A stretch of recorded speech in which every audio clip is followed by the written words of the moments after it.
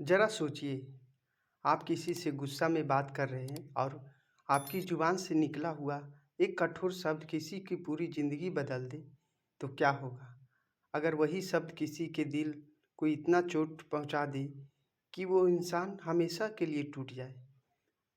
और सोचिए, उस पल के बाद आप कितनी ही कोशिश करें, पर वो बोला हुआ शब्द कभी वापस नहीं आएगा। क्या आपने कभी सोचा है, ये गुस्सा सिर्फ़ सामने वालों को नहीं, बल्कि आपको भी अंदर से धीरे-धीरे ख़त्म कर देती है। आज की इस कहानी के बाद मैं वादा करता हूँ, आप गुस्से को नई नज़रिए से देखेंगे और उसे काबू करना सीखेंगे।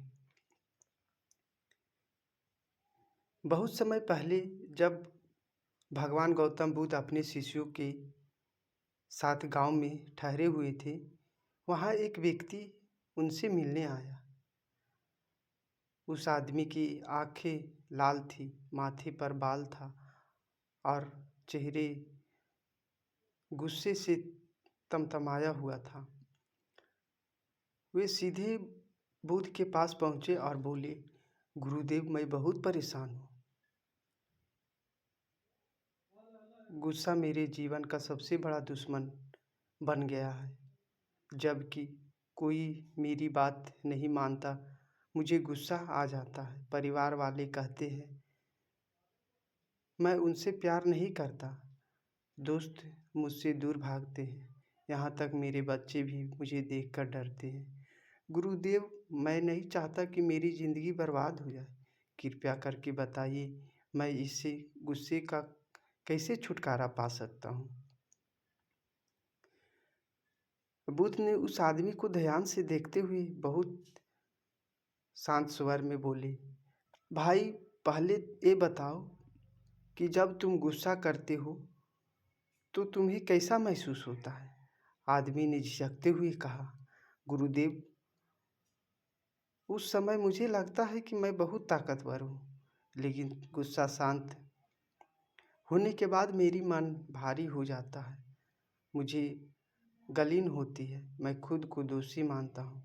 बुद्ध ने पास रखी एक जलती हुई मशाल उठाई। उन्होंने उसे अपने हाथ में पकड़कर कहा, अगर मैं इस मशाल को हाथ में पकड़कर खड़ा रहूं, तो सबसे पहले किसका हाथ जलेगा? आदमी ने तुरंत उत्तर दिया, गुरुदेव, आपका जलेगा। बुद्ध मुस्कुराए और बोले, ठीक वैसे ही जब तुम गुस्से की आग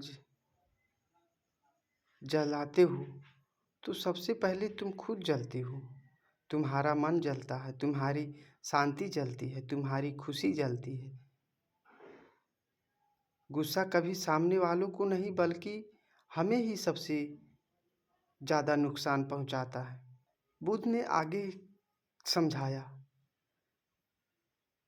सोचो, अगर तुम्हारे भीतर कोई आग लगी है तो तुम आसपास वालों को जला सकते हो, लेकिन सबसे पहले तुम्हारा ही शरीर उस आग में भस्म हो जाएगा। गुस्सा भी वैसा ही है, जब तक ये भीतर है, ये तुम्हें ही जला रहा है। आदमी थोड़ी देर चुप रहा।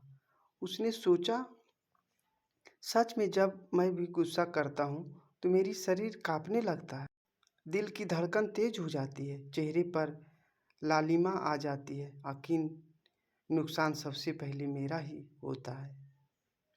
आदमी ने फिर पूछा, गुरुदेव, लेकिन गुस्सा को अचानक आ जाती है, मैं उसे कैसे रोक सकूं?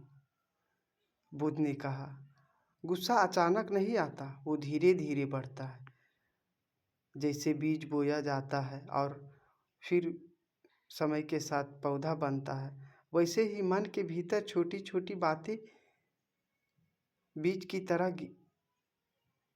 गिरती है और धीरे धीरे गुस्से का पौधा बन जाता है। अगर तुम शुरुआत में ही उसे पहचान लो तो तुम उसे बढ़ने से रोक सकते हो। बुद्ध ने उसे आदमी को एक सरल उपाय बताया, जब तुम्हें गुस्सा आए उस वक्त कोई जवाब मत दो, बल्कि 3 गहरी सांस लो। सांस अंदर जाएगी और बाहर आएगी तो तुम्हारा मन धीरे धीरे शांत हो जाएगा। अगर गुस्सा बहुत ज़्यादा हो तो उस जगह से थोड़ी देर के लिए दूर चले जाओ। और सबसे ज़रूरी बात, चुप रहना सीखो। चुप रहना गुस्से का सबसे बड़ा इलाज है। बुद्ध ने अंतिम में कहा, जो व्यक्ति अपने गुस्से पर काबू पा लेता है वो असली योद्धा होता है, क्योंकि युद्ध के मैदान में हजारों लोग को जीतना आसान है लेकिन खुद पर जीत पाना सबसे कठिन है। यह सुनकर आदमी के आंखों में आंसू बहने लगे। वो बुद्ध के चरणों में गिर पड़ा और बोला, गुरुदेव, आज आपने मेरी आंखें खोल दी।